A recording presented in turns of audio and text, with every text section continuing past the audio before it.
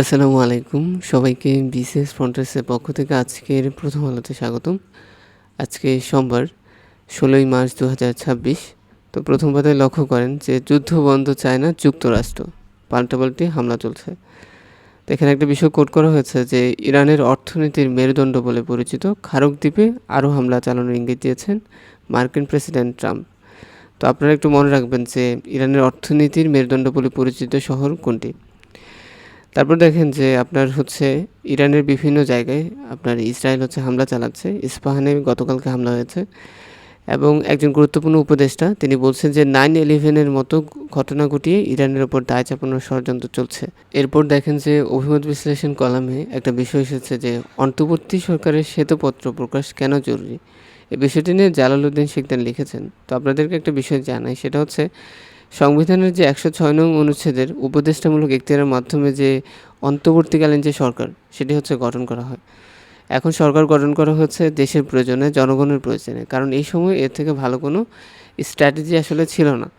তো সরকার গঠনের পর সরকার দেশ পরিচালনা করেছে এবং এই যে দেশ পরিচালনার সময় তার কিন্তু কোনো সঠিক আপনার প্রপার জবাবদিহিমূলক সিস্টেম তখন কার্যকর ছিল না। এজন্য সরকার কি করেছে দেশের জন্য সেই বিষয়গুলো কিন্তু আপনার সামনে আসতে হবে এবং আপনার সরকার কোথায় এসে দেশকে রেখে গেছে এবং বর্তমান সরকার কোথা থেকে দেশকে শুরু করলো, এই বিষয়গুলো আপনার সবাইকে জানতে হবে, যাতে করে বর্তমান সরকারের জবাবদিহিতা নিশ্চিত করা যায়। তাছাড়া সরকারের সময়, অন্তর্বর্তীকালীন সরকারের সময় অনেক উপদেষ্টা ছিলেন যাদের ব্যাপারে প্রশ্ন আছে যে তারা দুর্নীতির সাথে জড়িত ছিলেন। এই বিষয়গুলো আমাদেরকে কিন্তু জনগণ হিসেবে সরকারকে অভিহিত করা উচিত। তো এই ব্যাপার যে এই বিষয়গুলো স্পষ্ট হবে যখন শ্বেতপত্র প্রকাশ হবে। তো তিনি এই বিষয়টি এখানে তুলে ধরেছেন। তারপর লক্ষ্য করেন যে মতামত অংশে যে বিষয়টি এসেছে যে আর্থিক খাতের স্থিতিশীলতা রক্ষার চ্যালেঞ্জ। এই কলামটা পড়ে খুবই খারাপ লাগলো, বুঝছেন। প্রথমত মইনুল ইসলাম বলছে যে ডক্টর আহসানুস মনসুর যখন আপনার বাংলাদেশ ব্যাংকের দায়িত্ব নিয়েছিলেন তখন বাংলাদেশ ব্যাংকের রিজার্ভ ছিল মাত্র আপনার $20 বিলিয়ন। ঠিক আছে, এই যে মানুষটা, এই মানুষটা আপনার রিজার্ভে দায়িত্ব পাওয়ার পর থেকেই রিজার্ভ আস্তে আস্তে বাড়তে থাকে এবং যখন তিনি নিজের মানে নিজের যে আপনার পদ সেখান থেকে অব্যাহতি দিলেন তখন রিজার্ভ দাঁড়িয়েছে $35 বিলিয়ন। তাছাড়া তার দায়িত্ব নেওয়ার সময় তার কাছে কিছু চ্যালেঞ্জ ছিল, যেমন প্রায় ৬১টি ব্যাংকের মধ্যে ১১টি ব্যাংক আপনার দেউলিয়া হওয়ার ধারপ্রান্তে পৌঁছেছে। তিনি এই ব্যাংকগুলোকে সংস্কার করার জন্য একটি সমন্বিত ব্যাংক কাঠামো আপনার কার্যকর করার চেষ্টা করেছেন। তারপর ইসলামী ব্যাংক, কিছু ব্যাংকে পুনরুদ্ধার করেছেন খুব ভালোভাবে।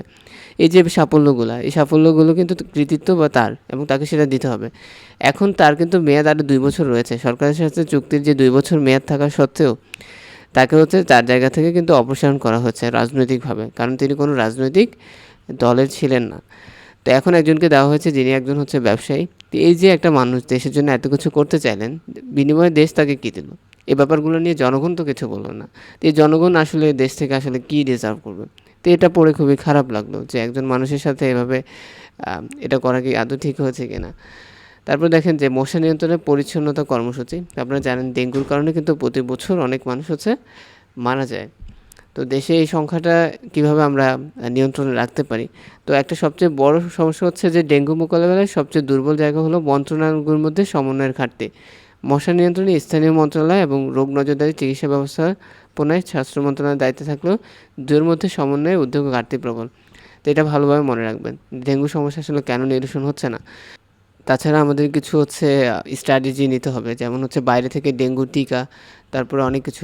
ব্রাজিলে রিসেন্টলি আপনার একটা ডেঙ্গু টিকা আপনার ইমপ্লিমেন্ট করা হচ্ছে। তো এই ব্যাপারগুলো, এই আইডিয়াগুলো কীভাবে তারা তাদের দেশে এটাকে ট্যাকেল দিচ্ছে, এগুলো জানতে হবে। দেশে এই ব্যাপারগুলো কিন্তু কী করতে হবে, ইমপ্লিমেন্ট করতে হবে। এরপর দেখেন ইরান প্রশ্নে উপসাগরীয় দেশগুলো কোন পথে হাঁটবে। প্রজেং সিন্ডিকেটের একটা আর্টিকেল। তো এখন ব্যাপার উপসাগরীয় যে দেশগুলো রয়েছে, আমি প্রথমত দুটা দেশকে নিয়ে বলি। প্রথমত আপনার সৌদি আরব এবং সংযুক্ত আরব আমিরাত। এরা কিন্তু আপনার আমেরিকার স্ট্র্যাটেজিক পার্টনার। এখন এদের মধ্যে যদি একটা দেশ যদি আমেরিকার হয়ে যুদ্ধ করতে যায়, আমেরিকা যেহেতু অলরেডি ট্রাম্প বলছে যে সবাইকে আমন্ত্রণ জানিয়েছে যে তারা যেন হরমুজ যে স্ট্রেট আছে সেটি দখল করে, তখন দেখা যাবে যে একটি দেশ গেলে পরের দেশের জন্য একটা বড় আপনার চ্যালেঞ্জ তৈরি হবে, কারণ সবাই চাইবে তাদের সাথে সম্পর্ক ভালো রাখতে। এই ব্যাপারটা এখানে উঠে এসেছে। তাছাড়া আপনার যদি ইরান যদি এই যে এখন যে ক্রাইসিসের মধ্যে যাচ্ছে, ইরানের যে ইসলামিক রেভলিউশনারি গার্ড তারা যদি সার্ভাইভ করে যায়, তবে তারা আরও কঠোরভাবে হচ্ছে আপনার এই মিডল ইস্টে নিজেদের অবস্থান শক্তিশালী করবে। তো এটা আসলে তাদের জন্য একটা বড় হচ্ছে আঞ্চলিক হুমকিরও তৈরি করতে পারে। তো এই বিষয়গুলো নিয়ে হচ্ছে আপনার এই আর্টিকেল আর কি। তো আপনারা চাইলে পড়তে পারেন, আমি খুব একটা পড়ছি না। এরপর দেখেন যে পড়াশোনা অংশে কিছু বিষয় এসেছে যে জিপিএস দিয়ে জানা যায় অক্ষাংশ, দ্রাঘিমাংশ, উচ্চতা। তো একটু দেখেন জিপিএসের মানে হচ্ছে গ্লোবাল পজিশনিং সিস্টেম, এবং এই যে জিআইএস এটি হচ্ছে 1964 থেকে আপনার ব্যবহৃত হচ্ছে। যুক্তরাষ্ট্রের 4টি প্রমাণ সময় থাকার যৌক্তিক কারণ কি? এটা হচ্ছে বৃহৎ আয়তন, বুঝছেন? আয়তনের কারণ হচ্ছে আপনার যুক্তরাষ্ট্রের হচ্ছে 4টি প্রমাণ সময় রয়েছে। সবচেয়ে বেশি প্রমাণ সময় রয়েছে কোন দেশের, একটু কমেন্ট সেকশনে জানিয়ে দিন। মানচিত্রের দিক দেখানো না থাকলে কোন দিকে উত্তর দিক ধরা হবে? এটা হচ্ছে উপরের দিকে। ঠিক আছে, এগুলো মনে রাখতে পারেন। সুষম খাদ্য প্রয়োজনীয় পুষ্টি সরবরাহ করে। সুষম খাদ্য বলতে যেখানে সব ধরনের আপনার খাবারের যে উপাদানগুলো রয়েছে সেগুলো বিদ্যমান থাকে। তারপর দেখেন যে তত্ত্বাবধায়ককে অগণতান্ত্রিক বলা মানে গণতন্ত্রের ধারণাকে ভুল বোঝা। তো আপিল বিভাগের পূর্ণাঙ্গ রায় দেখেন 1996 সালের 28 মার্চ হচ্ছে এই তত্ত্বাবধায়ক সরকার ব্যবস্থা হচ্ছে আপনার প্রবর্তন করা হয়, এবং 2011 সালে আপিল বিভাগ রায় দেয় যে এই যে সংশোধনী এটি হচ্ছে আপনার বাতিল। তো এখন এটা আবার পুনরায় হচ্ছে চালু করা হবে। এই বিষয়গুলো নিয়ে হচ্ছে এখানে এসেছে। তো আপনারা মনে রাখেন এটা হচ্ছে আপনার কততম সংশোধনের মাধ্যমে এই তত্ত্বাবধায়ক সরকার ব্যবস্থা হচ্ছে প্রবর্তন করা, একটু কমেন্ট সেকশনে জানিয়ে দিন। এরপর দেখেন যে আন্তর্জাতিক অংশে কিছু ব্যাপার উঠে এসেছে। প্রথমত আপনারা দেখেন যে কমছে ইন্টারসেপ্টর ঝুঁকিতে ইসরায়েলি প্রতিরক্ষা ব্যবস্থা। তো এটা আপনারা এভাবে করতে পারেন যে আপনার হচ্ছে যুদ্ধের মধ্যে কী কী চ্যালেঞ্জ তৈরি হতে পারে। ইন্টারসেপ্টর কমে যাওয়া, যার ফলে কী হবে, আপনার প্রতিরক্ষা ব্যবস্থা দুর্বল হয়ে যাবে। তারপরে সংঘাতের যে ফলাফল সেটি আরও বাড়বে। এই ব্যাপারটা আপনারা এভাবে মনে রাখতে পারেন। ইরান যুদ্ধে ঘিরে রিপাবলিকান শিবিরের বিভাজন স্পষ্ট হচ্ছে। তো আমেরিকার অধিকাংশ মানুষ মনে করছে যে এটা যুক্তরাষ্ট্রের যুদ্ধ নয়। ঠিক আছে, এটা একটা বড় হচ্ছে চ্যালেঞ্জ তৈরি করতে পারে ট্রাম্পের জন্য। তিনি আরেকটা মন্তব্য করেছেন, তিনি বলছেন যে ইরান একটি চুক্তি করতে চায়, তবে আমি চাই না, কারণ তারা যে শর্তগুলো দিয়েছে সেগুলো যথেষ্ট ভালো মনে হয়নি। যে কোনো শর্ত খুব সুনির্দিষ্ট হতে হবে। আর আলী লারিজিনি জাতীয় নিরাপত্তার প্রধান, তিনি বলেছে যে আপনার এফস্টিনের দলের বাকি সদস্যরা 9/11-এর মতো একটি ঘটনা সৃষ্টি করে তার দায় ইরানের উপর চাপানোর ষড়যন্ত্র করছে।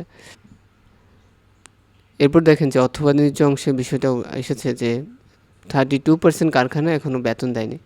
এই যে বেতন দেয়নি, এখন কি হতে পারে, কিছু সমস্যা তৈরি হতে পারে, যে লেবার আনরেস্ট, লেবারদের যে ট্রাস্টনেস, এর একটা প্রশ্ন তৈরি হতে পারে।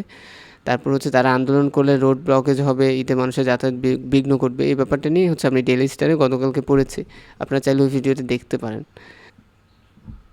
তো thank you so much everyone.